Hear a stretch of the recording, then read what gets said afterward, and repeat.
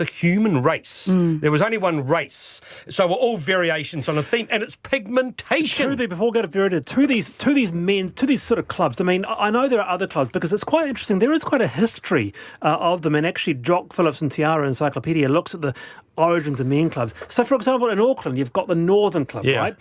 That's opened up. So from 1990 on, that they opened their doors to all and females. Wellington Club was the same. Wellington Club was the same. You got the Wakefield Club. You know what happened to the Wellington Club? No. We got a female Governor General, and part of you were automatically a member of the Wellington Club when you became Governor General. Oh, what are we going to do? But Verity, do these sorts of clubs have any place in society? What do you think? It's like you're talking a foreign language. It's changed. But yeah, it is. It does seem when you look back at it and you think, isn't it amazing, Wallace? We think back. This is not that far ago. It was within our memory. All the stuff was going down. But the best thing I saw about that guy in Nelson is you said if Jacinda Ardern gets, I'm not, doing this to back Jacinda, but if Jacinda Ardern gets in again, he's going to go back to Blighty. What do you it's your fault. It's your fault, isn't it? What do you make of this issue, Verity? I really want there to be a place for men to have healthy, fun, masculine friendships. Like, it's so important in men's mental health. And, that's why I like the idea of you going to a man's gym. I think it's cool. You guys get to hang out. Women get that all the time. Men don't. So I think it is important that we have a space for these. But every time something like this comes up, I'm like, guys, seriously, what are you doing? It's so important for men to have these spaces, but you're ruining it for everyone. But how do we police it? Do we say, you've got your own private club and we're going to now listen into whatever you're saying there and don't you dare say anything that's misogynist or whatever? People say terrible things in the privacy of their own homes. Here's the deal. There's nothing better than a bit of sunlight. My question I'm asking you, Mark, is could places like this and your gym, for example, benefit from a bit of sunlight, a bit of transparency? I mean, the thing is, you just can't. You don't know what's going on with this Nelson Club. We've had a statement from the head. Oh, it's ridiculous. Well, you could argue that. So to say everything has to be open and nothing can be this and nothing can be that. Look. And in terms of our one, the Atrium Club, it's a men's gym. It's fantastic. It's about fellowship and all that sort of thing. We don't see them there plotting against. It's more of a practical thing. We have open showers and sort of. Oh, look at poor old. Ew. Yeah, no, well, it is. Well, someone's actually just said. And there's a steam room and a sauna. And an amazing book too. It's called Stories Men Tell. Yeah. About that particular gym. Extraordinary people there, but it's not. The difference is it's not there to exclude women or to be some sort of secret society. And that's fine. No, you're just hanging out. You're having a club. It's like girls who go on yoga dates. It's not a big thing. It's just nice. I like it, and I dig that you have it. I think in answer to the question, how do you possibly stop people saying that? How do you enforce it? Yeah. I think you just genuinely have to have more conversation with people who hold narrow-minded, outdated, disgusting views, and you have to try and engage them and try and be like, please listen to reason. You're just trying to have those conversations one person at a time. It's like having grandparents who turn up at Christmas and say outrageous things. Yeah, it's exactly like that. So what you do, I mean, are you going to actually you'll try and change them, but some are just so ingrained. It's a generational thing. It's changing. And just like those clubs that were men only for so many years, the general ones have changed. Society's changing. Well put, Mark. Well put. They'll be serving craft beer there next year. That'll be the end of it. Someone says, I'll take you to yoga. Mark Sainsbury is great. Have him back on again. Well, we'll think about that. I preloaded that one before. Yeah. You texted that in, didn't you? And the same as for you, Verity. You're being fantastic. Thank you. Always good to talk to you, Wallace. Lots of opinions about lateness, about men-only rooms and all sorts of things. I can tell you what. Mark Sainsbury, Verity Johnson, thank you very much for being part of Tuesday's panel. Thank you. I'm Wallace Chaplin. See you tomorrow at 3:45.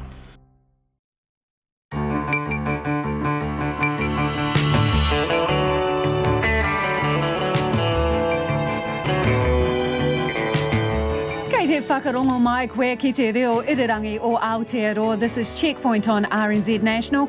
I'm Lisa Owen. On tonight's programme, surprise, surprise, you're being fleeced at the petrol pumps according to a new report. It says the big players are making too much money and there's not enough competition. So what's the government going to do about it? Christchurch homeowners question who knew what and when about insurer Southern Response's deceptive and misleading behaviour. Is there another Ehu Matou brewing after Hapu clash over plans to build a cell tower in Northland? And a day after the government announces its prison reforms, one of its jails is found to be breaching the Torture Convention. We talk to the Chief Ombudsman.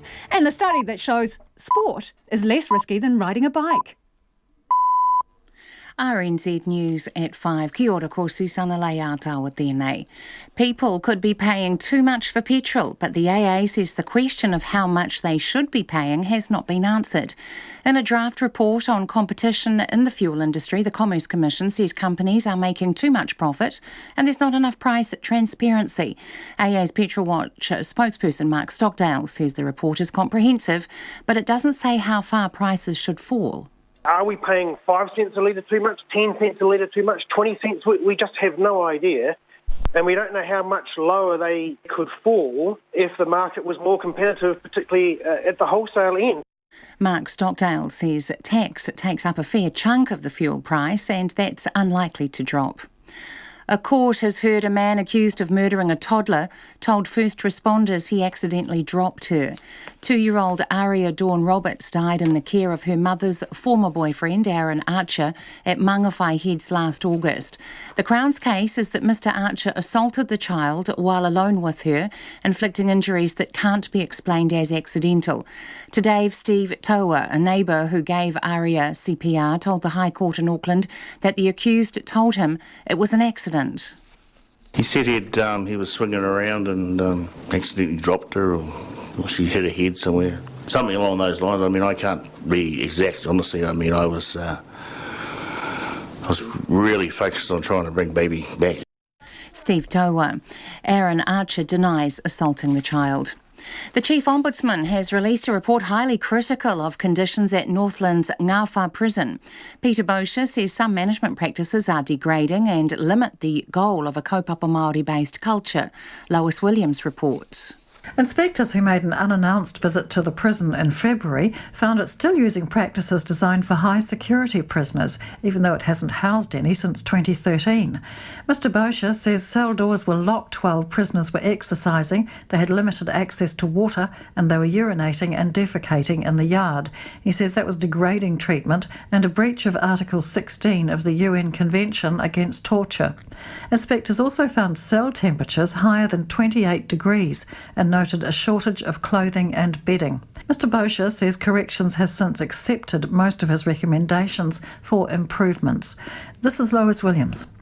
New insults directed at Jacinda Ardern by the Australian broadcaster Alan Jones have come to light. In fresh audio unearthed by the ABC, Mr Jones called on the Australian Prime Minister Scott Morrison to hit her. This lightweight New Zealand Prime Minister Jacinda Ardern is challenging Scott Morrison over climate change. Now, I hope Scott Morrison gets tough here with a few backhanders. Hasn't got a clue, this woman. During the same broadcast last week, Mr Jones called Ms Ardern a clown and suggested Mr Morrison shove a sock down her throat. Those comments were widely condemned, and at least a dozen companies have since distanced themselves from Mr Jones and his radio station 2GB. Some have pulled their ads. As for the latest revelation, Ms Ardern did not respond to questions about it from reporters today. The Associate Health Minister Julianne Genter has asked the Health Ministry for urgent advice on how to tackle the measles outbreak. Figures out yesterday from ESR show more than 100 new cases have been confirmed in the past week. That brings the total number of confirmed cases this year to 651, the highest since 1997. Ms Genter says more needs to be done, but she's waiting on advice about a national vaccination campaign. The Transport Agency has released figures showing 3 truck engineers were issuing far more certifications than others before they were suspended. Other certifiers have told RNZ the agency was warned that critical safety inspections and design work were being rushed through. Phil Pennington reports. 3 heavy vehicle certifiers have been suspended or resigned since a clampdown began last year. Peter Wozni of Nelson, Patrick Chu of Auckland and Dick Joyce of Wellington. The figures show the 3 between them, on average, issued 150 LT400 certificates per month since 2013. That's about twice the rate of other certifiers. Several of those certifiers have told RNZ that fast and cheap certifications undercut the market. Call Phil Pennington, Aho. The government is looking at introducing a bill allowing bars and clubs to stay open and serve alcohol during Rugby World Cup games. ACT leader David Seymour had been planning to introduce a members' bill in Parliament today. However, the Sports Minister Grant Robertson has asked Mr Seymour to give him another day to seek advice and decide whether the government will adopt the bill. Mr Seymour says either way, a bill will be introduced. I hope that between now and 2 o'clock tomorrow, the government will actually see sense in the initiative and support it. You know, they've got a lot more resources to do it, why shouldn't they? And nothing would make me happier if the government was to do that so people can actually get to watch the games in their favourite places. The ACT leader David Seymour. It's 5:05.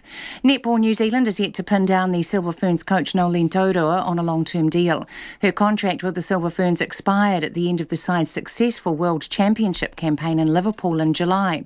Toddler has now signed on for the upcoming Constellation Cup series in October, followed by the Northern Quad series in England in January, but isn't willing to commit beyond then. Netball New Zealand's chief executive Jenny Wiley says they want Toddler in the Silver Ferns top job long-term, but they have to give her space to consider her future.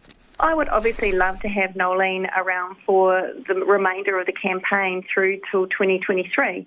But I also know she's absolutely given her all to us and to the Sunshine Coast over the last couple of years. So much goes into that, and it's time for her to have a break. And we just need to respect that. And when the time is right, we'll be able to talk about what the future might look like. Netball New Zealand's chief executive Jenny Wiley. Serena Williams is banking on Australian Tennis Open history to repeat and for the wind to stay away when she returns to Auckland to compete in January's ASB Classic. When Williams last played in Auckland in 2017, she was surprisingly eliminated in the second round and described the windy conditions as abhorrent.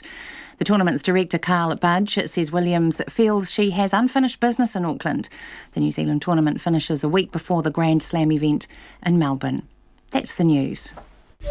Locked in. The Prime Minister said she had a feeling that perhaps motorists were being fleeced by petrol companies. This study suggests that the market is not as competitive as it could be. Locked down. The ministry started emailing all the schools at about 45 minutes after the shooting had started. So there was that delay and, of course, that initial sense that, OK, maybe this is a hoax. Okay. And locked up. Currently, we've got people sitting in prison for, a year, sometimes 2 years, waiting for a trial, getting no assistance or activity whatsoever, and it's just not good enough. Lock in on 101 FM Morning Report, weekdays from 6 with Corin Dan and Susie Ferguson, on air and online. Then on 9 to noon, the country's emissions auditor makes the case that larger businesses are doing most of the heavy lifting on reductions compared to the small business sector.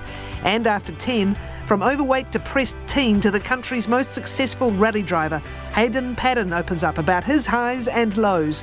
Join me, Catherine Ryan, on 9 to noon after Morning Report on RNZ National.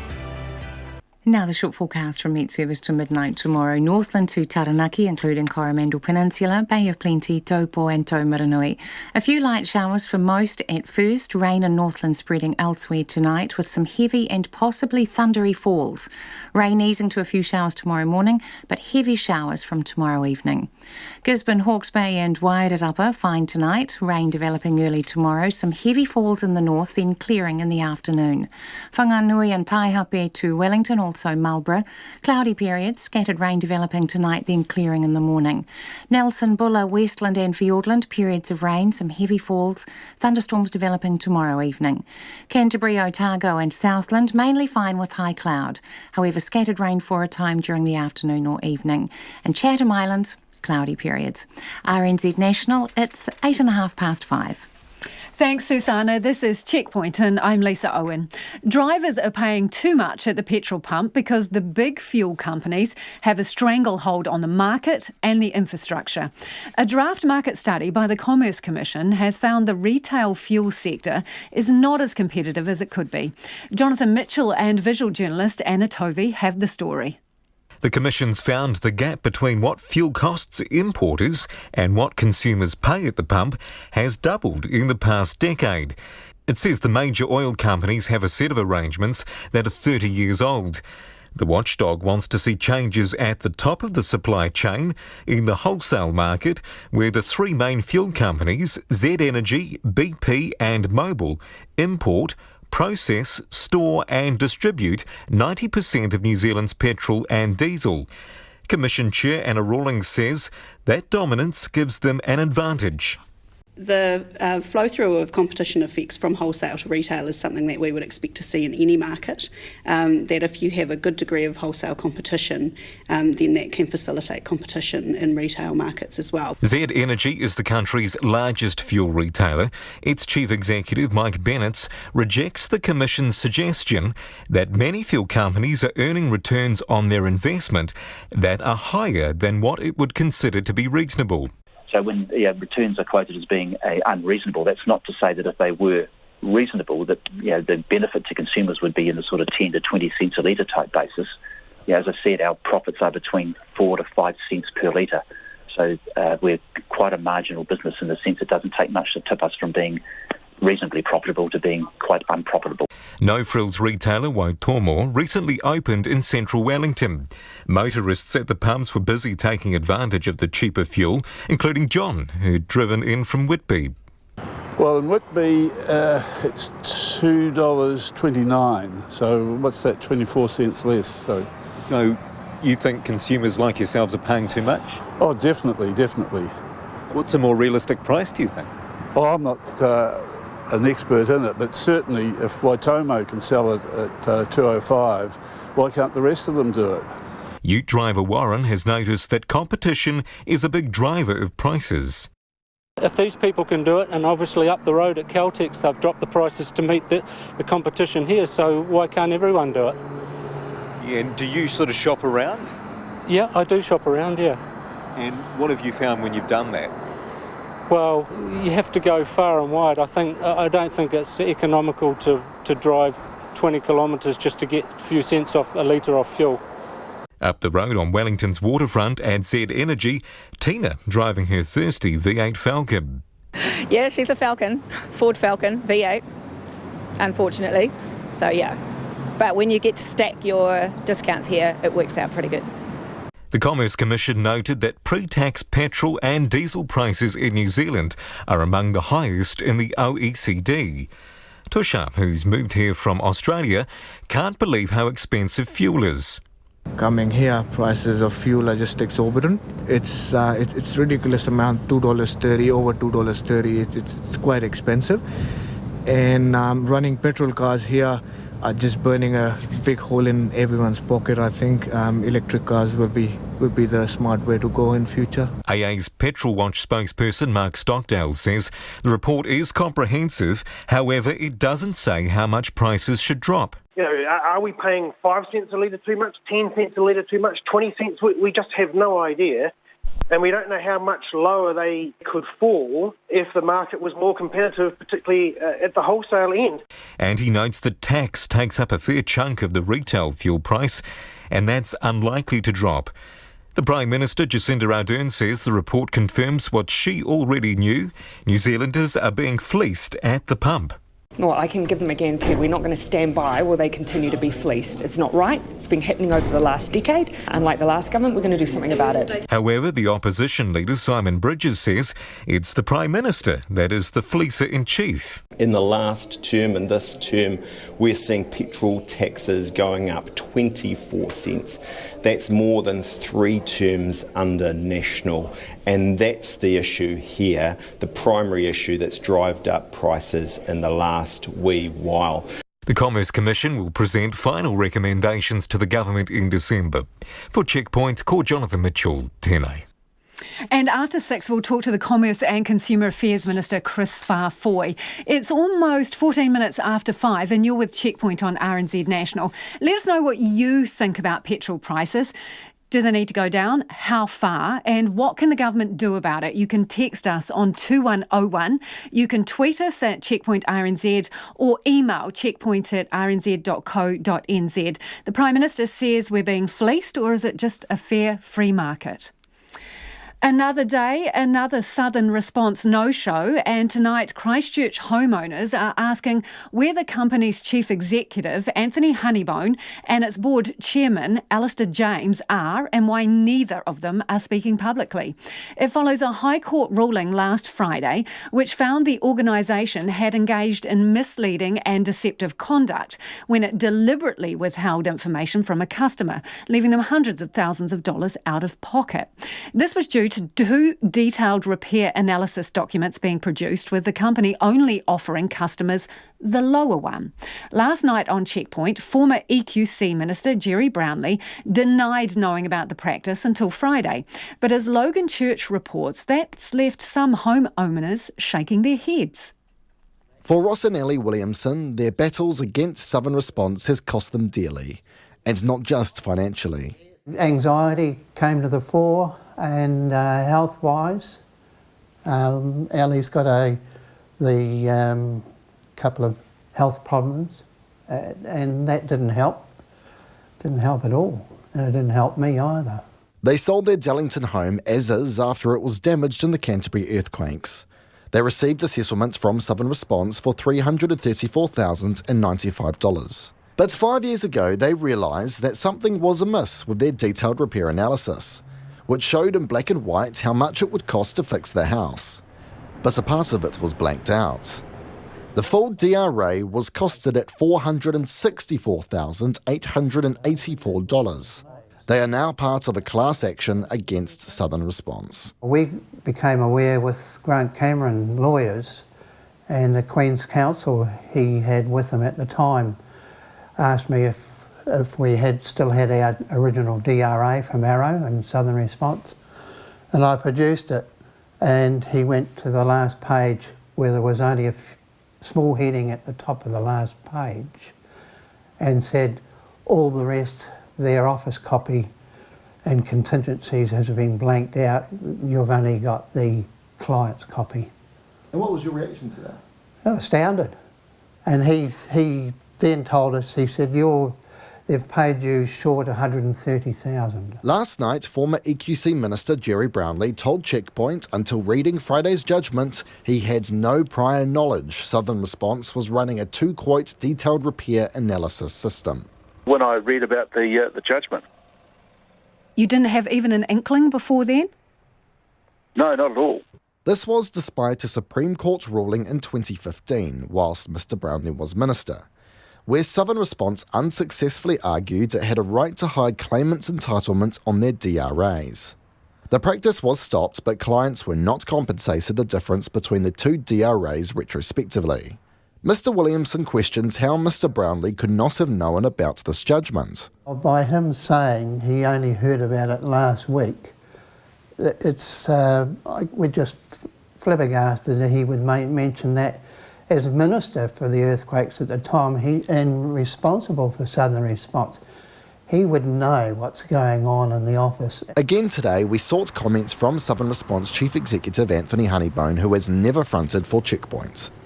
We have requested an interview day after day, but an external communications agency has continued to say no and has instead asked for written questions. I visited Southern Response's offices today. The lobby is a small, shabby-looking room with a small desk in the corner, manned by a security guard who told me he was also the receptionist. When I asked to speak to Mr Honeybone, the guard disappeared behind a frosted glass door for a minute. I was told that Mr Honeybone was not available, and people just showing up like I had was discouraged. Ross Williamson says that's just not good enough. Well, he's now head of the Southern Response, and he's got to back up what the courts have decided. He should take charge. In the meantime, Southern Response has 18 working days left to appeal last Friday's judgment. In Christchurch for Checkpoint, Logan Church. So, Mr Honeybone and Mr James, if either of you are listening, our offer remains open to come on Checkpoint. We've got quite a few questions for you, so do get in touch. The Chief Ombudsman has found that restrictions on access to toilets and drinking water at Northland's Ngāwhā prison are unacceptable and amount to degrading treatment. He's just tabled his latest report in Parliament on an unannounced inspection of the prison done in February. It comes just a day after the government released a new corrections strategy focused on slashing the Māori prison population. Judge Peter Bosher joins us now from our Wellington studio. Good evening. Could you tell us specifically what your inspectors saw that concerned them? This wasn't a good look, this visit, Lisa. This was an unannounced visit in February of this year. This is a prison with a 47% Māori population, very much in Māoridom in the north. And there were a number of aspects to the prison that, frankly, were unacceptable. And of the 15 reports I've done, I have to say this one is one of the most critical. For a start, there is the very stark image that my inspectors encountered when they walked into the exercise yard and straight away found the stench of urine, and found that as a result of prisoners having been locked out of their cells for lengthy periods of time, they were being required to do their ablutions in the exercise yard, both urinating and on the odd occasion defecating. This is pretty uncivilised in modern New Zealand. Well, it's kind of treating them like animals in a yard, isn't it? Yes, well, this was a prison that was built for 350 prisoners. It has presently 650. We all know about the result of pressures on the prison population. But look, my job is to mark according to standards. I understand the pressures that arise, but I'm here to give a benchmark on whether we're up to scratch, and we're not. So what's happening in this prison, which I'd hoped would be a bit of a beacon for Māori tikanga enhancement and engagement, instead of that, we've got double bunking in virtually all cells, and some remand prisoners, of which there are 37% of all prisoners being locked up for up to 19 hours a day. Now, these are cells where you're there for that time, you do your ablutions with your other cellmate, you eat in the same cell. I mean, really, this is hardly setting people up for a civilised re-entry into the community. So how would you describe what your inspectors saw? Does it amount to torture? No, it's not torture. Torture has got a distinct and clear definition in the convention under which we operate. But it's a breach of Article 13 of the convention that we have subscribed to, because you are entitled as a prisoner to reasonable access to toilets and water. And in this case, because the prisoners were locked out for such long periods of time out of their cells, they couldn't get access to water or to toilets. So it's a breach of the convention. So why is it that the prison officers and the prison did not recognise this for what it was? It's a good question, and I imagine corrections, as it really tries to give good effect to hokairangi, will want to look at the leadership and the culture of individual prisons around the country. I don't think for a moment that there is other than a will in National Office of Corrections to do better. It's really good to see the inspirational top leadership, but whether that's filtering down to individual prisons remains to be seen, and I doubt. So here, I think it's frankly deplorable that the leadership has enabled this situation to occur. It's not a good look for a prison system. So is this institutionalised guards who can't see any other way to treat prisoners other than like animals? Is it racism? The Corrections Minister has said recently that there are strong elements of racism in the justice system. What is it? Well, look, I think it's my job to simply comment on what we saw and how I interpret it. So what my inspectors found was this. There are staff shortages. To enable the guards to cope, they gave the prisoners a choice. You can be locked out of your rooms if you want to be and go into the exercise yard, or you can stay in your room and be locked in. That's the first choice. So if you don't want to be locked in all day and you elect to go out, they lock the rooms so that they can keep an eye on prisoners not going in and out of each other's prison cells. That's the rationale for wanting to lock them out. I can sort of begin to understand that, but you can't just stop there. You can't just then banish people to a place where they don't have reasonable recourse to facilities. So I think really it's the management of it. But Lisa, this comes at a time when we're acknowledging the high Māori population, the wish to concentrate on prisoners as people. And I don't think you do that by treating them in this fashion. Well, that's the whole point, isn't it? Your report comes a day after the government releases plans and ambitions to create a kaupapa Māori culture, to ask that every prisoner be treated with humanity. I mean, what confidence can you have in that, having seen what you've seen? This could be seen in two ways. One, I lament the fact that here in the country, the very place where you would have hoped there would have been proper engagement with Māori and a lifting of the game, it hasn't happened. On the other hand, perhaps this is the golden opportunity. Perhaps this is the way for corrections to seize Hokarangi, its report released yesterday, and to say, I tell you what, we'll take the Northern correctional facility, we will show you we can do it, and we will. And if it can turn it around, Lisa, I'll be delighted. Have you had any direct conversations with the Minister of Corrections about this? It's his patch as well as his portfolio. No, I don't tend to do that. Look, I keep my constitutional distance, and I think for clear reasons. It's my job to report in this way to Parliament, not to the Minister, and I think it's best if I'm very clear that I retain a distance from the Executive. I report what I see. I file always my report in Parliament. I did that today, and then I answer questions on it. So I don't tend to engage in that fashion. Okay, in a sentence, sum it up for us. This prison is not up to scratch. It's doing that in two or three ways. The first is it's not having due regard to Māori culture and trying to do the best it can to ready prisoners for a proper culture and a proper re-entry into the community. And secondly, they're not being treated according to minimum standards. We've got to start doing better, and this is the place where it could start. Appreciate you joining us this evening. That is Chief Ombudsman Judge Peter Bosher. And we did ask the Minister of Corrections, Calvin Davis, to come on and have a chat about this, but he was unavailable to comment on the report. Plans to build a cell phone tower in the rural Utakuru Valley in Northland have come to a halt following widespread opposition by hapu who have threatened to occupy the land in protest. The tower is set to be built on Whakarongorua Monga, a mountain considered sacred by local Māori. Whānau from the Rohi told our reporter Te Anua Hurahanganui they're willing to be arrested to stop it going ahead. Utakura Valley in Hokianga has been earmarked for a new cell phone tower as part of the government's Mobile Black Spots Fund to increase mobile coverage in rural areas around the country. But some local hapu members, like Mori Rapana, say the mountain designated for the tower is sacred and steeped in history. Whakarongorua is the maunga that we identify with all of our hapu whakapapatu and identify to. We have many ana up on that maunga, which have bones of our tupuna sealed in there. We are willing to fully occupy the land. We're willing to be arrested so that it is left there in all its glory for all of our next generations to come.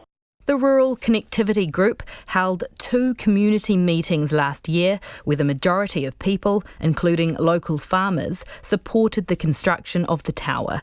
Its spokesperson, Caitlin Metz, says the group has been working closely with hapu representative Dawson Joyce, who supported the construction but refused to specify which hapu he represented. Caitlin Metz sent a written statement.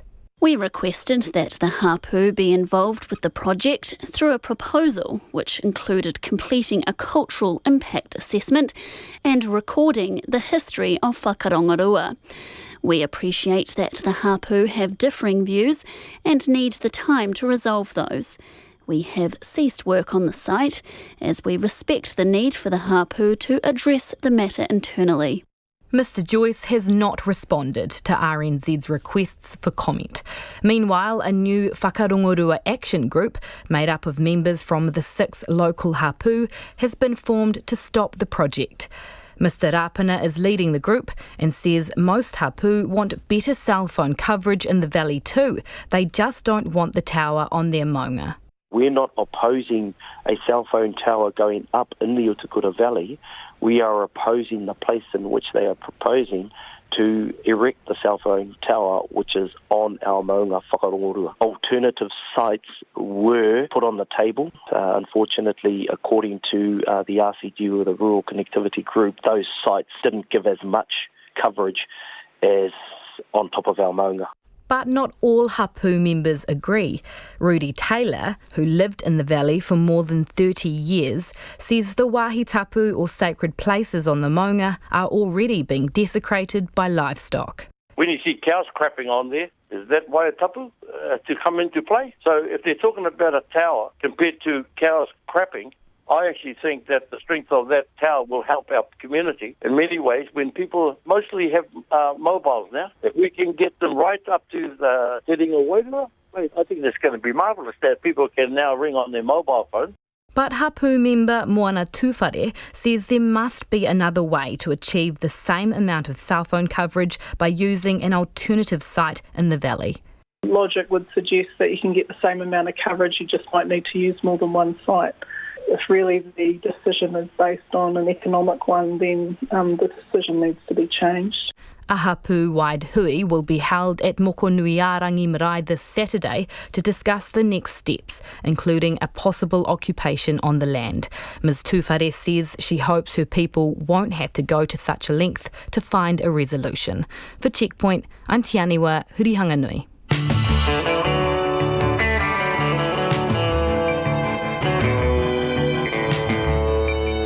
Coming up on Checkpoint on RNZ National, just how much are you being fleeced at the pump? The Minister Chris Whāwhoi joins us. School principals fear they could be breaking the law by stopping parents from collecting their children during emergency lockdowns. Now, we'd love to hear from you about petrol prices, school lockdowns, or southern responses, no response, or about anything else you've heard on the program today. Do get in touch. Text us 2101, tweet us at Checkpoint RNZ, or email checkpoint@rnz.co.nz. We're standing very by for that. Time now for Susanna with the headlines. The country's largest fuel company, Z Energy, rejects the suggestion it is earning more than it should. In a draft report on competition in the fuel industry, the Commerce Commission says companies are making too much profit and there's not enough price transparency.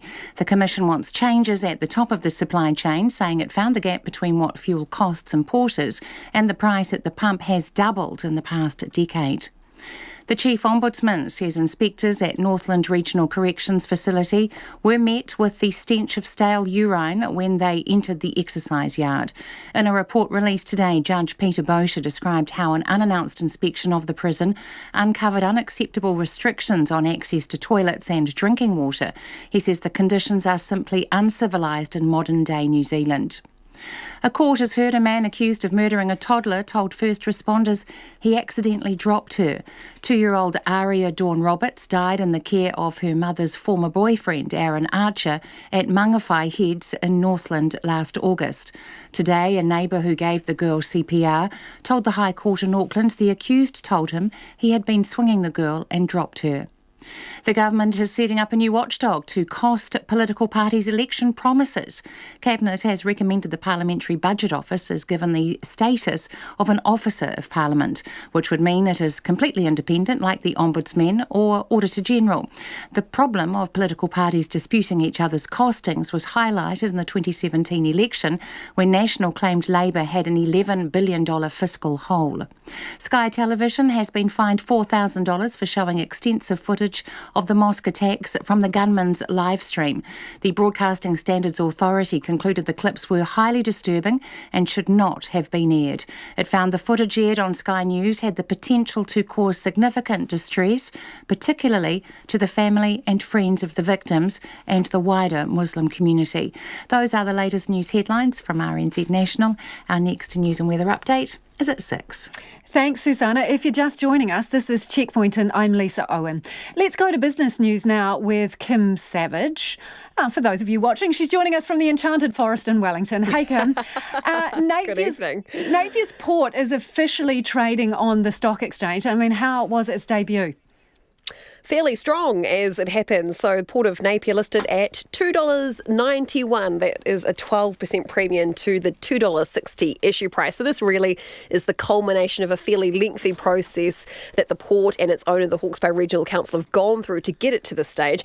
It is only a partial float, so 45% of the port now they're trading on the stock exchange. It began, I think it was last year, sort of the discussion started taking place, and it had to go through, of course, through the council process where the councils had to vote on it, and there was a lot of consultation with the public. And one of the things that came through really strongly from the public, the local residents there in Hawke's Bay, is that they were interested in having a first bite at the cherry, if you will. And they did, in fact, get that as promised through a priority allocation, which took place just a couple of weeks ago, where they ended up with about a 20% allocation of what ended up there on the market, and then the rest ending up going through broker firms to other investors as well. So ending up there on the stock exchange now, so you will see its name there up on the stock exchange board. So no one will be happier about this, of course, aside from the Regional Council, who've now gained $234 million for this to pay back debt and to fund new wharves and facilities at the port and some environmental projects around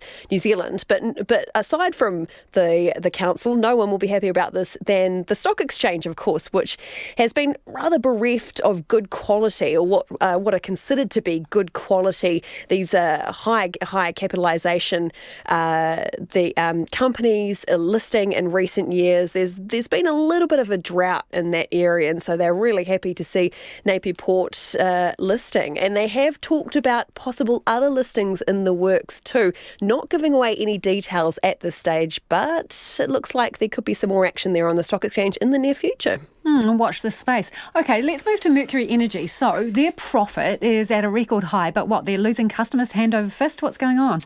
That seems to be the case. So it's sort of a positive story, but there's some sort of challenges, I suppose the company would put it. So net profit rose 53% in the year to June to $357 million. So revenue, the money coming in, rose 11% to $2 billion, which of course all sounds, pretty positive there. The bottom line boosted really by the sale of its smart meter business, Metrics. It got $272 million in the sale of that business, which it's held since 1999, so moving that on after some time. Also saw some lower interest costs as well, so that helped to improve that bottom line. But as I said, some challenges. Its operating earnings are down. It has been losing customers in greater numbers than it has been seeing. Weather was another issue, which of course affected this power generator. It's a renewable electricity generator, so it was quite dry in Taupō between September and May, and that really affected generation, and the Pohokura gas platform wasn't operating as well, and that flowed through to restricting thermal generation from the market seen from other competitors. So spot prices ended up quite high there. So the chief executive, Fraser Winneray, he says that despite the challenges, they're very happy with the position they're in, and they've got some strategic plans in place going forward, feeling pretty good about the outlook, including plans to build a new wind farm near Palmerston North. So that's in the works, and of course we'll no doubt hear an update from them on how that's all going the next time they have some results. Okay, let's take a skip through the markets then.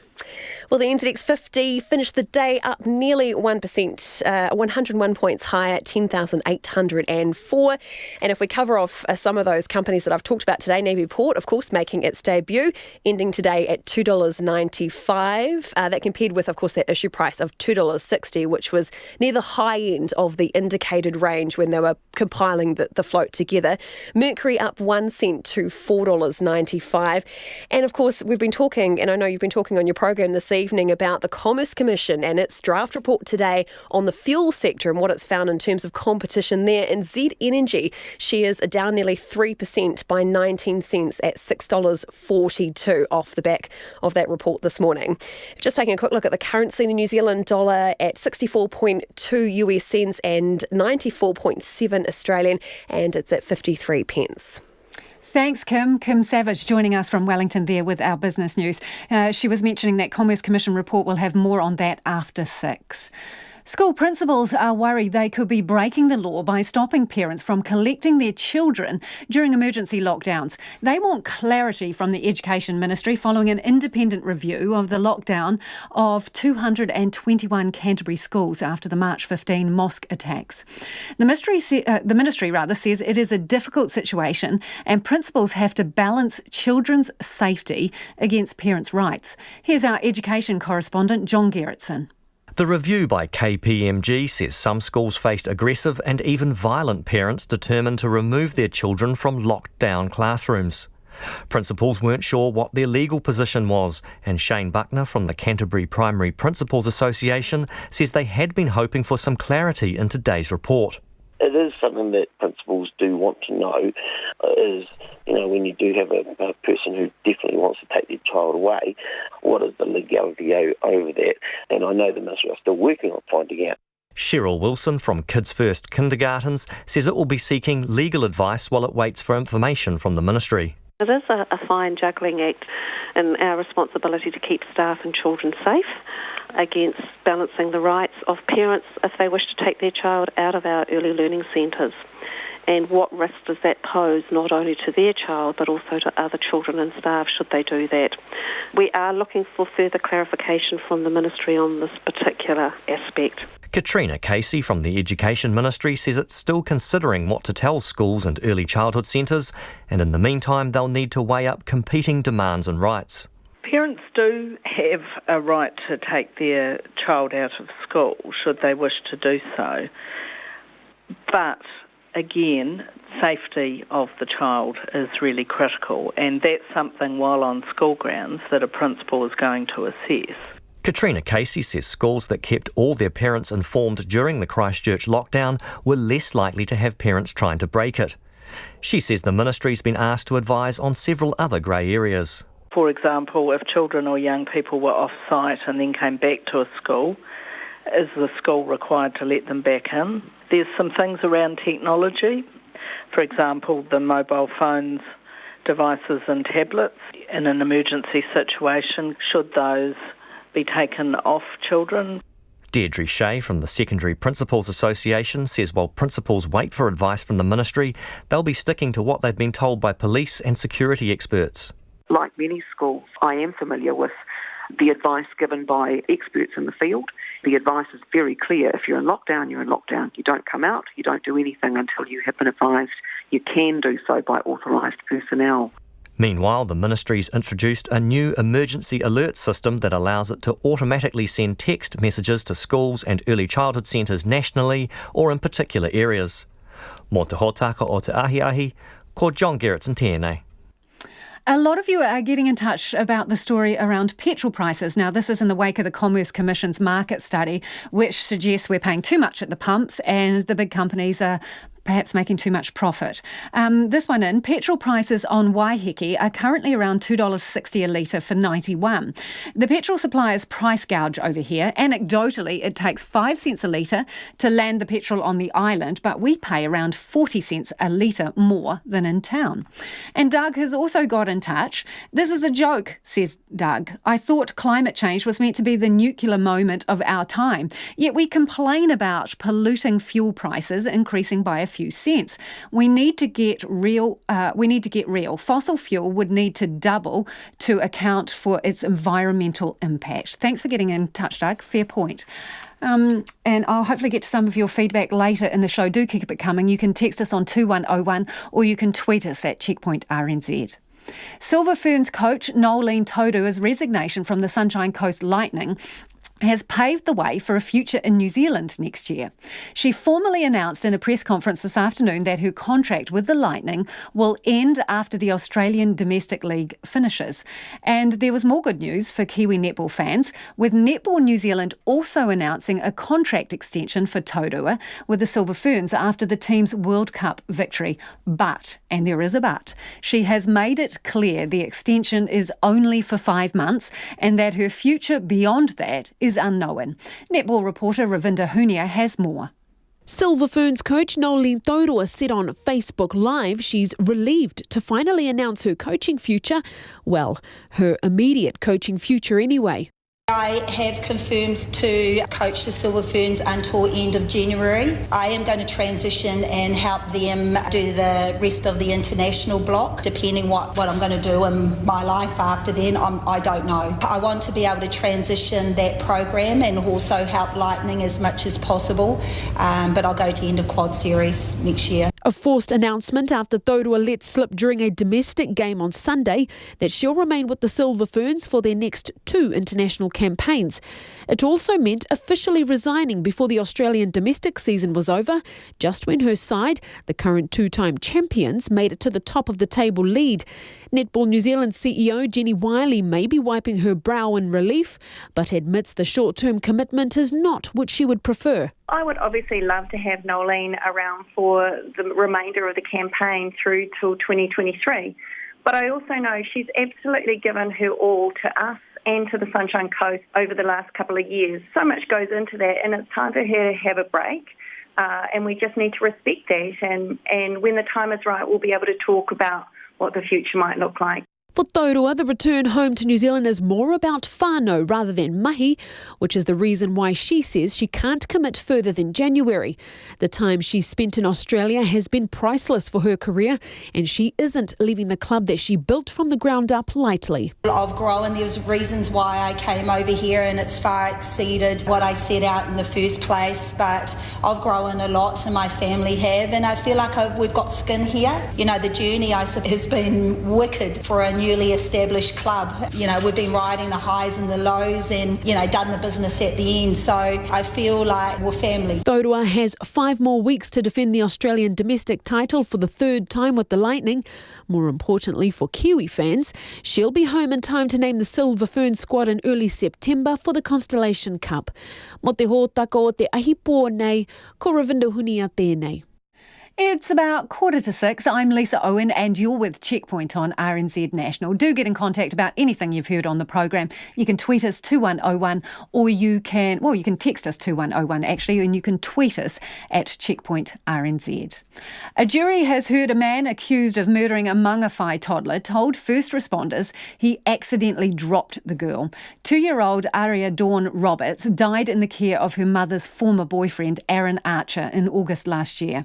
Mr. Archer has pleaded not guilty, saying it was a tragic accident, while the Crown maintains Mr. Archer assaulted the girl when he was alone with her. Our court reporter Annika Smith was at the first day of Aaron Archer's trial in the High Court at Auckland. In the early evening of August 22 last year, Aria's mother popped out of her Mangawhai head's home to go to the supermarket. When the woman, who can't be named, returned home just 15 minutes later, her baby wasn't breathing. Her landlords, Steve and Helen Towa, were watching TV next door when they heard her scream. Was just very hysterical, screaming, help me, my baby's not breathing. And I think she said my baby, not Aria, just my baby's not breathing. They both ran downstairs towards the commotion. Steve said Aria was cold and her body lifeless when he reached her. Once I started CPR, my wife then rang emergency services, who then advised me of what to do from then on. Steve worked on the girl until paramedics arrived, but she died shortly after. Today, he told the jury Aaron Archer said he was playing with the 2-year-old when she hit her head. He said he was swinging around and accidentally dropped her, or she hit her head somewhere. Something along those lines. I mean, I can't be exact, honestly. I mean, I was really focused on trying to bring baby back. Helen Towa, who helped her husband perform CPR, recalled Mr. Archer saying he dropped Aria. He just said she hit her head. I dropped her. She hit her head. He used the phrase, I dropped her. She hit her head. It's the Crown's case that Mr. Archer assaulted Aria while he was alone with her. Crown prosecutor Olivia Clarkson said the toddler was uninjured, bar a single bruise to her eye when her mother left home that night. The court heard when she returned, Aria had around 20 bruises on her head and face and a fatal brain injury. The level of force required in a head injury for a child of this age is equivalent to that of a road traffic accident or falling from a height of around 2 stories. Ms. Claassen said Mr. Archer's explanations of what happened that night didn't match up with the expert evidence. She told the jury they would hear from a forensic expert who found Aria's injuries could only be caused by deliberate force. In a brief opening address, Mr. Archer's defence lawyer Annabelle Maxwell-Scott said her client didn't assault the girl. There is nothing sadder than the death of a child, and none of us wish we were sat here dealing with this, but we have to. The defence case is simple. It was an awful, tragic accident, but it was an accident. She later asked Steve Toa about Mr. Archer's demeanour at the house that night. He was traumatised as well. There's no doubt about that. Traumatised? Yeah. I mean, it must have been pretty tough on him too. The trial before Justice Fata and a jury is set down for 3 weeks. Atu i te kōti mātua ko Annika Smith-Aho. And offshore now, Donald Trump may have a sense of humour after all. He's posted a tongue-and-cheek image on his Twitter account after fuelling speculation yesterday that he may be interested in buying Greenland. Greenland has said it's not for sale. Here's the BBC's Tim Allman.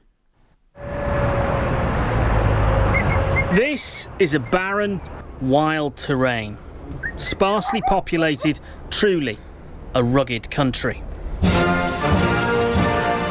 But for the self-proclaimed king of the deal, it could be a golden real estate opportunity. Donald Trump has expressed an interest in America buying the world's biggest island. But the US president wants to reassure any reluctant seller. On social media, he tweeted an image of a possible Trump Tower built on a coastal village. "I promise not to do this to Greenland," he said. As it happens, the Prime Minister of Denmark happened to be visiting the country. Greenland is an autonomous, dependent territory of Denmark. The Danes say they couldn't sell the country even if they wanted to. And the Prime Minister of Greenland had this simple message for the President of the United States. Greenland is not for sale in any way. I'm not saying it as a joke. Greenland is not for sale. The Americans can trade resources with Greenland just like any other country. They can trade with us, but our country is not for sale. So that must surely be the end of the matter. Well, Donald Trump has made a habit of proving people wrong. This is a man who doesn't always take no for an answer. Tim Allman with that report. Let's return now to the story about petrol prices and the Commerce Commission's market study that suggests we're paying too much at the pump. Jack from Christchurch has got in touch. Jack says, if the government is so worried over excessive petrol company margins, why does it insist on adding more taxes on top? If the government is truly concerned about what customers are having to pay, then surely it ought to sort the industry out before piling on extra costs for motorists. Jack goes on to say, also, how are lower prices supposed to act to de-incentivise the ongoing use of petrol-fuelled cars? If this government doesn't want to risk looking as if the fleece has come to fall over its own eyes, it needs some clear and consistent policy statements in this area. Thanks, Jack. And also, Joe has been in touch. Hi, I live in Auckland, says Joe, on the North Shore, and I can't remember the last time I paid the advertised pump price. Permanent 6-cent discounts seem to apply everywhere if you waive a Flybuys or an AA card or some other loyalty card or a receipt from almost any supermarket. And Joe says, I don't usually bother with these every week. There is always a 10-cent plus discount on some day during the week. This seems to imply that there are at least 10 cents or more slopping around that could go without affecting anyone's bottom line. Thanks, Joe. Appreciate you getting in touch. Do keep the feedback coming. Now to a case which has been closely watched around the world. In El Salvador, a country with some of the strictest abortion laws in the world, a young woman has been cleared of murder. Evelyn Hernandez had already served more than 3 years in prison. Prosecutors wanted her jailed for 40 years, but she's now been acquitted at a retrial. Her baby was found dead in a toilet. She's always maintained her innocence, saying she was raped and didn't even know she was pregnant. The BBC's John Iremonger has the story. A young victim of rape from a poor rural family. Evelyn Hernandez has become a figure of hope for women in the macho, deeply Catholic country of El Salvador, where abortion is illegal under any circumstances. Jailed in 2017, accused of killing her stillborn child, she was cleared on Monday to the delight of her supporters.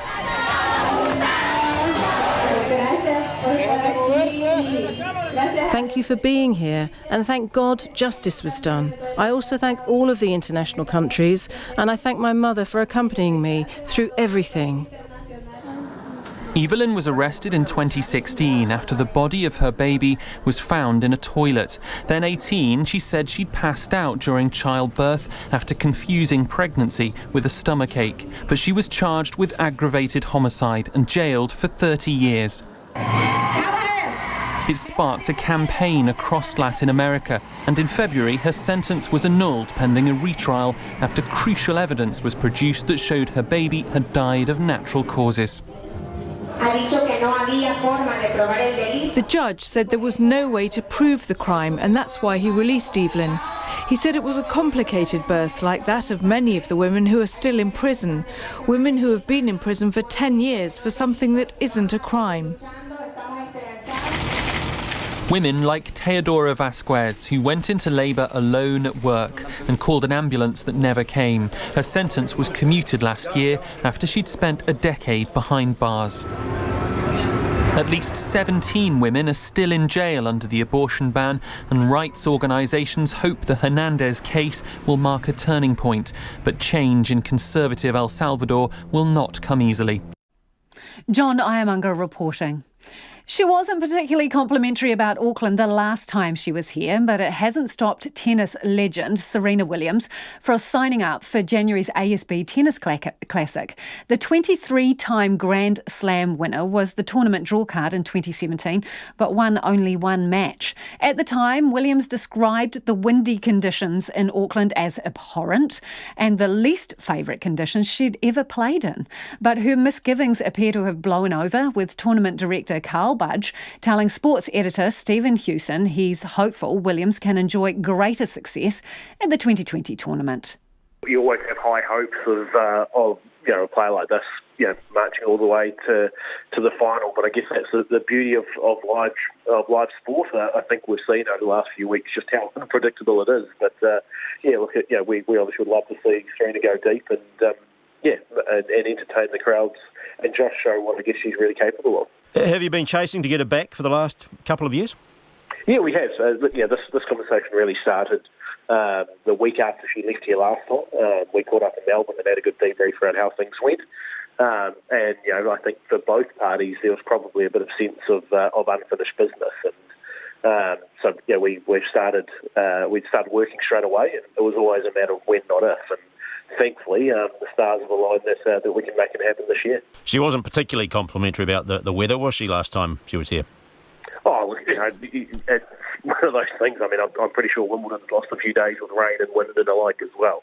It's I think it was a case of a player losing the match they probably thought they shouldn't have, and going into a press conference, and I think had she had her time again or had some time to digest, she possibly would have phrased things a little bit differently. But she's probably not the first athlete to go into a press conference having lost a match and say a few things she'd rather word differently. That said, it didn't work out too badly for her in the sense that she then went on and won the Australian Open. Yeah, exactly right. And there was a lot happening in her life off the court when she was here last time, and to go over to Melbourne and win the Australian Open the way she did was pretty remarkable.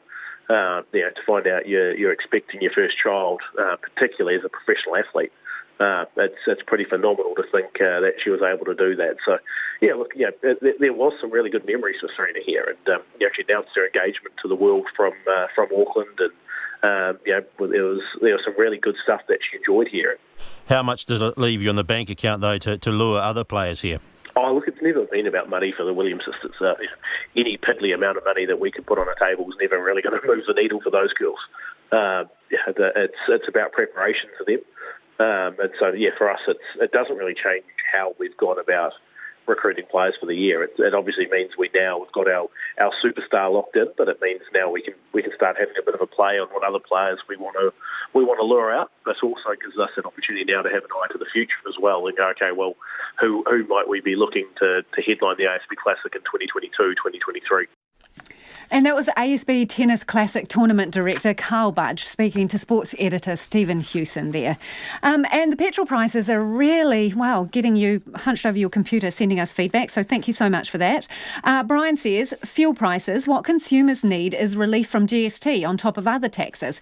If the government moved the burden of GST upstream in the distribution chain so that end users didn't have to pay it, government would still get its take. By the way, fuel is typically more expensive in Wellington, he says, than Auckland, despite the Auckland regional tax. Go figure, says Brian. Christine says, funny how people are happy to have a nanny state government when it suits them. And Josh has been in touch to say, I'm with Doug on petrol. New Zealanders need to wake up and realise it's no longer about them. It's about fundamentally changing the way we live and giving the next generation a planet they can bloody live on, he says. We're in such denial. The top-selling cars are petrol-fuelled SUVs, huge cars, far bigger than anyone actually needs. I say hike the petrol prices as people are not changing their ways fast enough. And then Josh says, OK, rant over. Great degree of self-awareness there, Josh. Thanks for getting in touch. And also this one, pretty rich, the Prime Minister saying we are being fleeced when the price of fuel includes high government taxes plus GST. That's Frank from Dunedin. P.S., says Frank, some of New Zealand's highest fuel costs are in Dunners. Invercargill, 30 to 40 cents cheaper, says Frank, followed by about 6 question marks as to why that's the case. Maybe someone can explain. And in response to Logan Church's story about Southern Response, this from Richard. Their policy not fronting to the media to explain themselves, surely the current minister, Megan Woods, should step in and demand the Southern Response CEO front up. What is she waiting for, Richard? Well, we extend again the invitation to anyone from Southern Response. We're waiting. RNZ News at 6. Ngā mihi nui ko Susana Leata tēnei. The Chief Ombudsman says a surprise visit to Northland's Ngāwha prison earlier this year exposed degrading and uncivilised conditions. In a report released today, Peter Bosher describes how an unannounced inspection of the prison in February uncovered unacceptable restrictions on access to toilets and drinking water. Judge Bosher told Checkpoint his inspectors could smell stale urine at the moment they entered the exercise yard. As a result of prisoners having been locked out of their cells for lengthy periods of time, they were being required to do their ablutions in the exercise yard, both urinating and on the odd occasion defecating. This is pretty uncivilised in modern New Zealand. Judge Bosher says the inspectors also found cell temperatures higher than 28 degrees and noted a shortage of clothing and bedding. He says Corrections has since accepted most of his recommendations for improvements. A former police officer who stole almost $500,000 from a Tiatiawa hapu has been jailed for 3 years and 8 months and ordered to pay $75,000 in reparations. 57-year-old Sean Joseph Keenan, who admitted 46 charges of fraud, appeared in the New Plymouth District Court today. He stole the money from Ngāti Te Whiti Whenua Tōpū Trust between 2012 and 2017 while he was its chief executive, a job he took up in 2011 after serving with the police for 21 years in Taranaki, Manawatu and Toro Whenua. Ngāti Te Whiti members read victim impact statements, many of which highlighted the shattering of the hapu's dream of building a new marae in New Plymouth. The government is setting up a watchdog to cost political parties' election promises.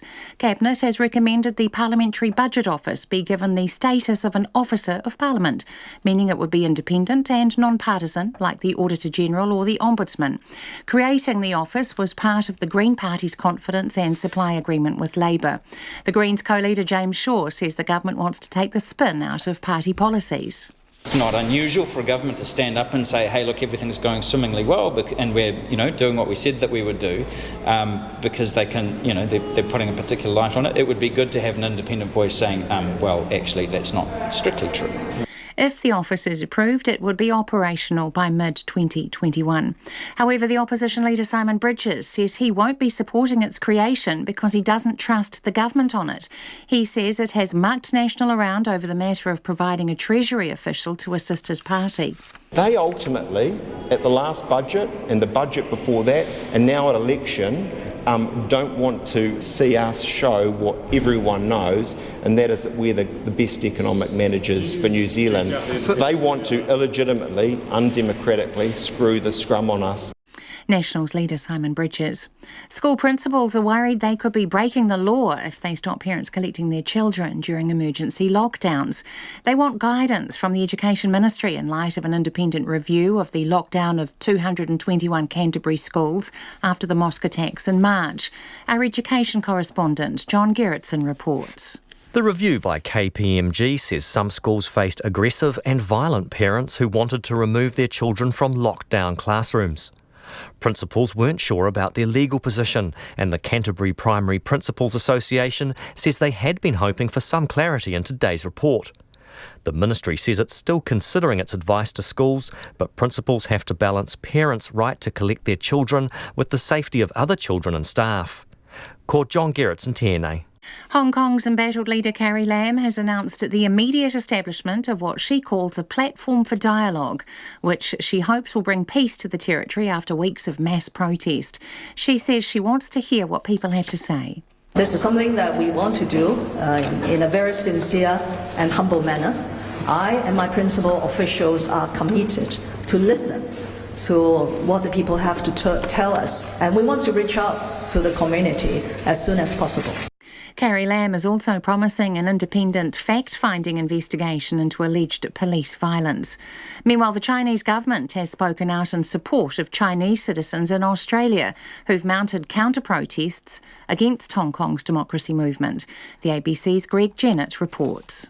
At several campuses in Australia, Chinese students openly challenged fellow students demonstrating in support of Hong Kong's democracy movement last weekend. Now, the Ministry of Foreign Affairs in Beijing has defended the right of its citizens to express their opposition to actions that seek to split China apart. The ministry has also called on foreign countries to respect the right of overseas Chinese students to rationally express their patriotism. Greg Jennett in Hong Kong. Forest and Bird has joined other conservation groups in condemning a fishing industry plan to save endangered hectares and Maui dolphins. The plan from Sanford and Moana Fisheries has the backing of the Worldwide Fund for Nature and is being promoted as an alternative to restrictions being considered by the government. The companies favour a policy of boats moving on when dolphins are spotted rather than outright fishing bans. Forest and Bird's Kevin Haig says he admires WWF for trying to work with the industry, but says the industry is not willing to make the concessions Forest and Bird believes are needed. This is a species that we have allowed to get to the very brink of extinction, and it is the duty that we all have to do everything that we can to protect the species, and that means actually taking fishing that could pose a risk to those dolphins out of the areas where they live.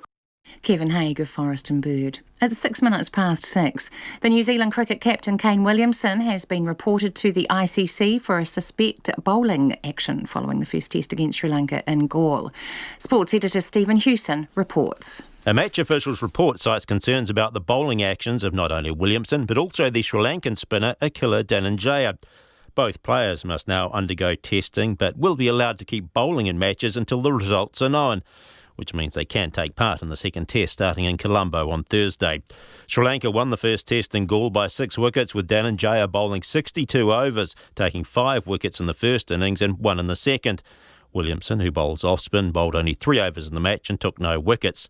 In 2014, he was suspended from bowling in international cricket after his action was found to be illegal, but he returned to the bowling crease later that year and hasn't had any issues since then.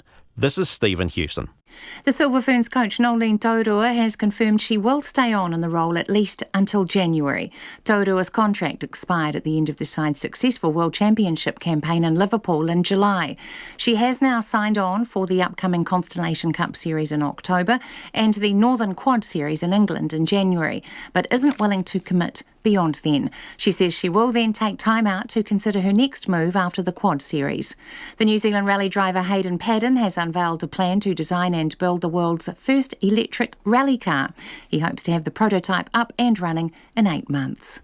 That's the news. Tonight on Nights, Trevor Reekie chats with fellow world music guru Mark Coles.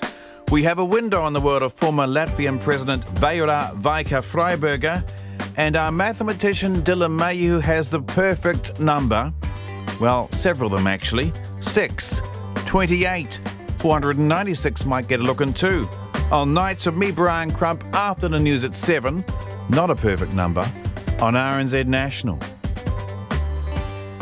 Now the short forecast from Met Service to midnight tomorrow. Northland to Taranaki, including Coromandel Peninsula, Bay of Plenty, Taupo and Taumarunui.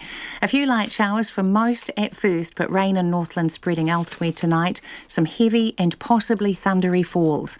Rain easing to a few showers tomorrow morning. Heavy showers from the evening.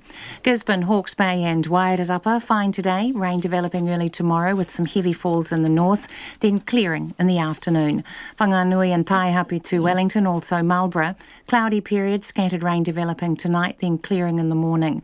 Nelson, Bulla, Westland and Fiordland, periods of rain. Some heavy falls and thunderstorms developing tomorrow evening. For Canterbury, Otago and Southland, mainly fine with high cloud, however scattered rain for a time during the afternoon or evening. And Chatham Islands, cloudy periods. RNZ National, it's 9 minutes past 6. Thanks, Susanna. This is Checkpoint and I'm Lisa Owen. It's official, if you hadn't already noticed, you're being fleeced at the petrol pump, according to a Commerce Commission report. The market studies found that many fuel companies are highly profitable and getting better returns than might be considered reasonable. It's also found that the $10 billion a year sector isn't as competitive as it could be, in part because the main players control much of the infrastructure, have limited incentive to compete on the wholesale market, and it's tough for new players to get in on the game. A short time ago, I spoke to the Commerce and Consumer Affairs Minister, Chris Farfoy, and asked him if anything in the report came as a surprise. We had concerns, but it's nice to have the cold, hard evidence based on, the stuff that the Commerce Commission can now get their hands on because they have the market study power. But for some time we thought that something wasn't right in terms of competition and the prices that people are getting charged at the pump. And I think that the Commerce Commission being able to, very clearly say that these margins are higher than what they should be if we had a competitive market, proved that those suspicions were well-founded. So you thought we were getting fleeced and, well, actually we are getting fleeced. Yeah, and look, the challenge now is for the Commerce Commission to finish its report. They hope to do that, or they will do that by December. And then the government is already committed to making sure that we take whatever action to increase competition, whether it be structural or whatever we may look at, or what recommendations the Commerce Commission might come back with to make sure that, we're committed to making sure that Kiwis get a fairer deal at the petrol pumps. So if you're committed to make sure that Kiwis are getting a fairer deal, you're committed to, go full noise with this, then bring in legislation if it's required, bring in regulation? If required, obviously the Commerce Commission has made some draft recommendations. My colleague Megan Woods, as Minister responsible for energy, has also behind the scenes been doing some work in preparation for this. So when we get the final report from the Commerce Commission, we're going to act pretty swiftly to make sure whatever changes need to be made can be made. So in this term, Minister, do you anticipate that you'll make the changes in this term? Well, I said earlier to reporters as soon as possible, and that would be, that would be my aspiration. We've given the aspiration. There's that word again, Minister. So how about a definitive answer? Will you do it in this term? Well, my hope is, and the government's hope is, that depending on what the Commerce Commission comes back with, we can sort these issues out within this term.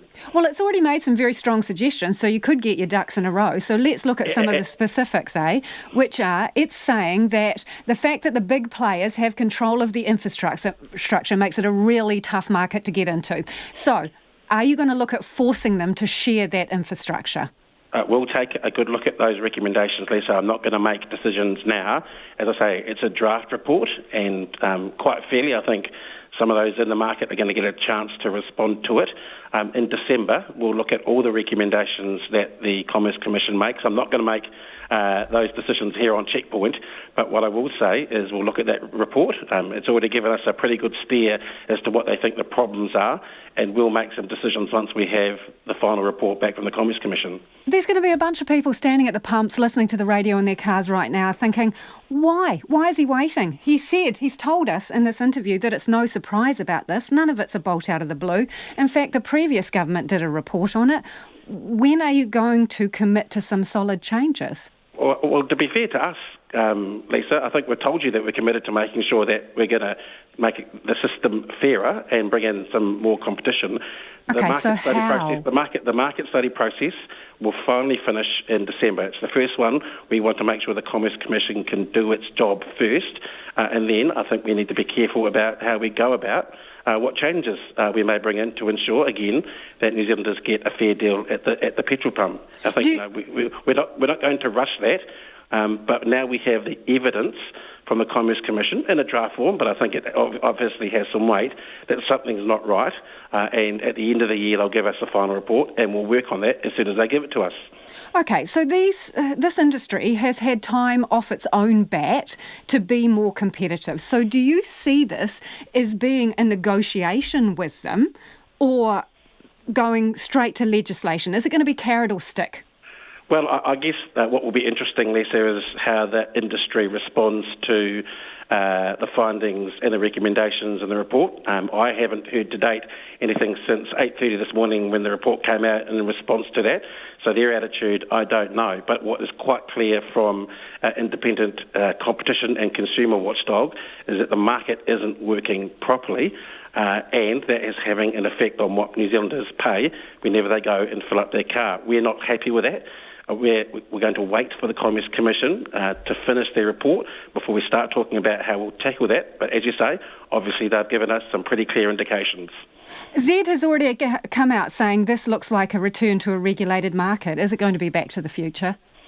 Well, that's their opinion. I think what they need to realise is that, 6 billion litres of petrol and diesel are consumed every year in New Zealand, and that costs New Zealanders a hell of a lot of money. We've now got hard evidence that, to a degree, they are charging or getting a margin what the Commerce Commission thinks is over and above what they should be getting. And I think they need to think about very carefully about what their message is to the public.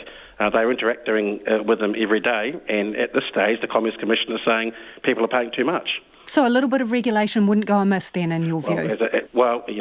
I'm not going to get into what exactly we're going to do yet, so I'm going to wait for the final report of the Commerce Commission. But, I think, there's a pretty clear message for the fuel companies in the report released today. So if the message is clear... Sorry to interrupt, Minister. Minister. That there is, and that something will happen. Sorry to interrupt, Minister, but you're saying the message is clear. The information's there in black and white. You've got the Prime Minister using the term fleeced. Why do you need to wait to do something? Well, because this market study isn't over, Lisa. There has to be a right of response to the fuel companies, and that's why the draft report has been released today. Interestingly, I think we'll await what they have to say, and the deadline from the very outset of this process for this market study to be reported back is December. The Commerce Commission has had a year. We're going to let them do that. This is, tangentially, this is the first report that they have done. So I think out of respect to them and the process, letting that get finished so they can come back with, precise feedback and recommendations is what we committed to at the beginning of the process, and we're going to stick to that. Okay, one thing that really stood out in this report, in my view, was the Commerce Commission says that the major players, well, they know they've got a hold on the market, so there's no need for them to offer competitive wholesale deals. And they're also sharing a bunch of information with each other about their operations, which again prevents others getting into the market. Is that anti-competitive behaviour, Minister? I don't think the Commerce Commission went that far, but I think it's an interesting point.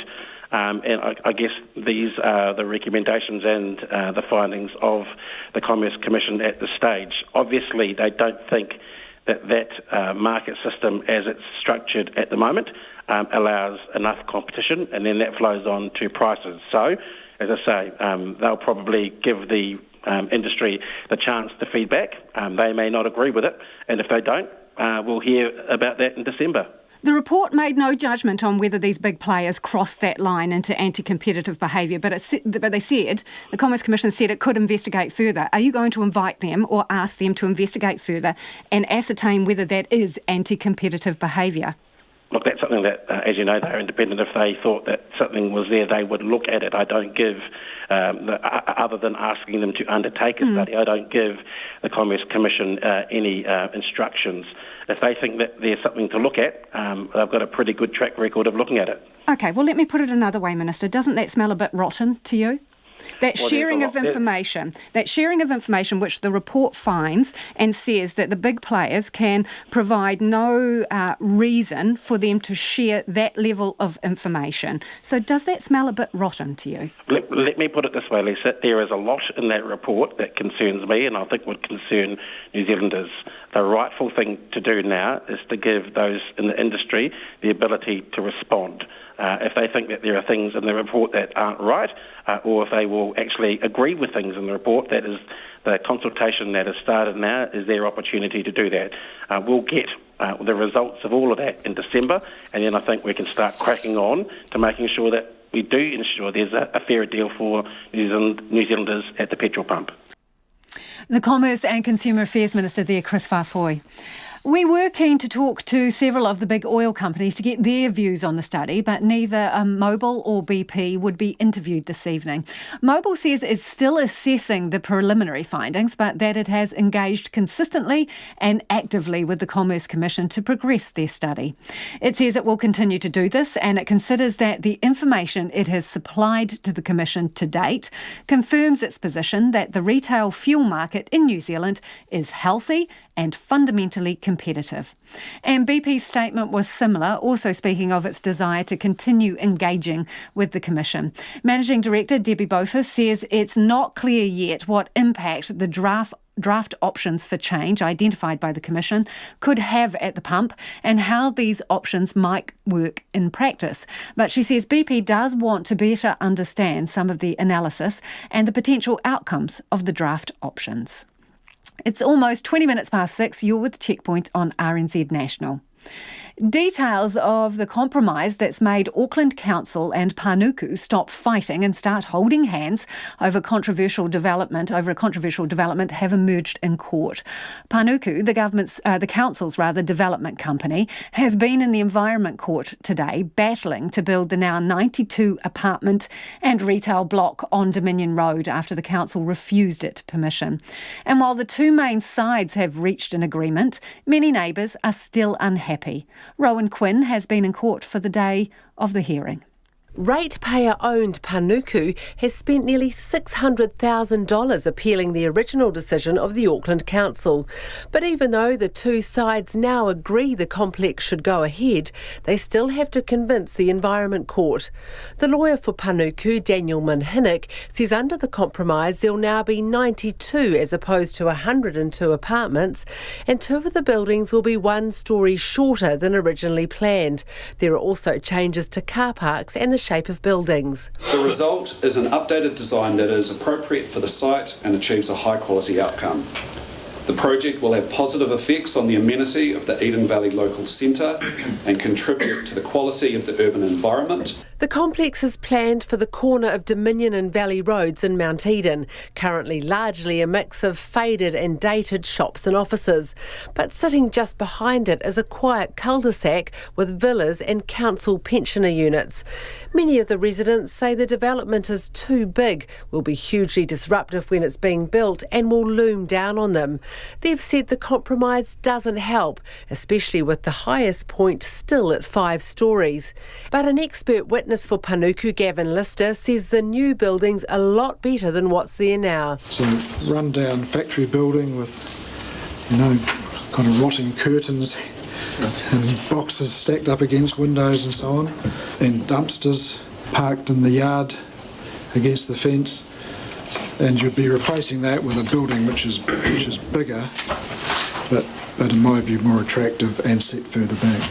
Panuku's lawyer, Mr Manhinnick, pointed out that none of the residents are putting up an expert witness to help their case. He urged the court to listen more to professional opinion, saying while the objectors know their own neighbourhood, the law gives more weight to independent experts. But Judge Melanie Harland pulled him up on that. Mr Manhinnick, it's not trial by expert. Absolutely it's only not. Part of it. And when dealing with amenity, do you agree with me that there is quite an important element of subjective evidence for people who experience their environment? Indeed. Panuku has spent nearly $250,000 on its expert evidence. I te ko te tai au I Tamaki Makaurau mō te hōtaka o te ahi nei ko Rowan Quinn tēnei. Britain's Prince Andrew is continuing to try and distance himself from the wealthy convicted sex offender Jeffrey Epstein. Epstein committed suicide in a Manhattan jail cell earlier this month while being held on fresh sex trafficking charges. The prince was a friend of his, and new photos have been published showing him inside Epstein's New York mansion after Epstein had served a sentence on prostitution charges and had become a registered sex offender. Here's the BBC's royal correspondent, Nicholas Witchell. They are images which will haunt him. Prince Andrew at the home of a convicted paedophile, caught on camera as young women come and go, despite Andrew's apparent efforts to be as discreet as possible. The video was taken outside the New York home of Andrew's friend Jeffrey Epstein in 2010, 2 years after Epstein's conviction. And there at the door, amid the comings and goings, the Queen's second son. Epstein was an associate of Andrew for a number of years. It's even suggested Andrew took him once to Balmoral. This photograph was taken in 2001. Andrew at one of Epstein's parties with a then 17-year-old girl called Virginia Roberts. Her claim to have had sex with Andrew was dismissed by a US court. 2008, Jeffrey Epstein faced court in the United States, charged with having sex with a minor and procuring an underage girl for prostitution. He was sentenced to 18 months in prison. In December 2010, soon after Epstein's release, Andrew was photographed with him walking in Central Park, New York. The video of Andrew at Epstein's home was taken the following day. Last month, Epstein was arrested on federal charges of sex trafficking minors. He was found dead in his prison cell on the 10th of August. Prince Andrew has always denied that he's been involved in any impropriety with underage girls. Last night, Buckingham Palace added this. The Duke of York has been appalled by the recent reports of Jeffrey Epstein's alleged crimes. His Royal Highness deplores the exploitation of any human being and the suggestion he would condone, participate in or encourage any such behaviour is abhorrent. The denials of impropriety are emphatic, but what the palace cannot do is explain why Prince Andrew chose to continue his friendship with Epstein or why he was at his home in New York. It all raises questions about the judgment demonstrated by the Queen's second son. Nicholas Witchell with that report, and today it emerged that Jeffrey Epstein signed a new will just 2 days before his death. It placed all his property, worth more than $577 million, in a trust, the beneficiaries of which are unknown. Many parents worry about their children playing contact sports due to the risk of concussion and other serious injuries that can happen on the sports field. But an Australasian study suggests that organised sports might not be as risky as many other childhood activities like biking, horse riding or skateboarding. The study looked at 9,000 children admitted to emergency departments with head injuries. The ABC's Nick Grime filed this report. You know, I've got 4 kids and they've all had their fair share of injuries over the years, and so you definitely worry about them. Michael Clayton is a sports-loving Sydney father who, like many other parents, often spends his weeknights on a windswept sideline watching training sessions. I think all parents have the dilemma. You want your kids to be fit, active, healthy, but you also want them to be safe. But you cannot take the risk out of it entirely. There's no getting away from the fact that concussion is one of the risks of contact sports like AFL's soccer and the rugby codes. But the sporting field is not the only place where kids face the threat of head injury. This study really looks at the severe end of injuries, which goes beyond concussions. Professor Franz Babbel from Melbourne's Murdoch Children's Research Institute is the lead author of research published today in the Australian Medical Journal. So the injuries that we looked at are injuries that either required neurosurgery or admission for several days to hospital, or where a child had to be put on a breathing machine. The researchers wanted to learn more about the severity of kids' sporting injuries, but they weren't quite expecting where the injuries were coming from. We were surprised our expectation was that there would be more serious injuries amongst contact sports. But what we found is that the recreational sports, in particular skateboarding, bicycle riding, figured very highly in that. In fact, those bikes and skateboards account for close to 2/3 of all serious brain injuries among children, include horse riding, and the three pastimes are responsible for almost 80% of traumatic brain injury cases. Organised sport is just a small fraction of the total. Good news for the major codes, which have been working to try to reduce sporting concussions. It's less so for those advocating for the wider take-up of cycling. Until that is, you factor in the risks associated with children not being active. Bastian Wallace is from Bicycle New South Wales. The most important thing is that we're physically active and healthy, and right now that's the message that needs to get through. And people they're avoiding really important activities and exercise out of fear, and actually sitting on the sofa is killing far more of us than being physically active and actually having a good time. For Sydney dad Michael Clayton, it's that philosophy that has his kids spending time on their bikes as well as playing plenty of football. It's also what keeps him spending his weekends chauffeuring them to far-flung sports grounds. I also think one of the riskiest things we do is we drive our kids all over Sydney 3 times a week and on weekends, taking them to football practice. And, putting them in the car in and of itself is a risk. And that was Sydney dad Michael Clayton ending Nick Grimes' report. We've had so much feedback on the petrol issue today. Just before we go, this person's been in contact to say, has everyone complaining about petrol prices considered just using less? I cycle to work, my wife takes the train, we use a tank of diesel a month. A few cent increase makes no difference to our household at all.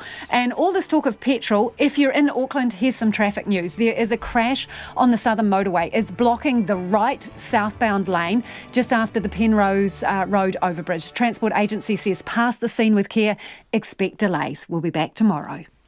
RNZ News headlines at 6:30. In response to a Commerce Commission report on competition in the fuel industry, the government says it's open to regulating prices to ensure fairer prices at the pump. The Chief Ombudsman says his inspectors found degrading and uncivilised conditions when they made a surprise visit to Northland's Ngā Whā prison. National won't be supporting a watchdog the government is setting up to cost political parties' election promises. School principals are worried they could be breaking the law if they stop parents taking children during emergency lockdowns and want guidance from officials. And the government has asked the Health Ministry for urgent advice on how to tackle the measles outbreak. Our next news and weather is at 7. Take the pulse of the day's news every weeknight at 10. People have told us that one of the reasons why they don't vote is that there's nobody that they feel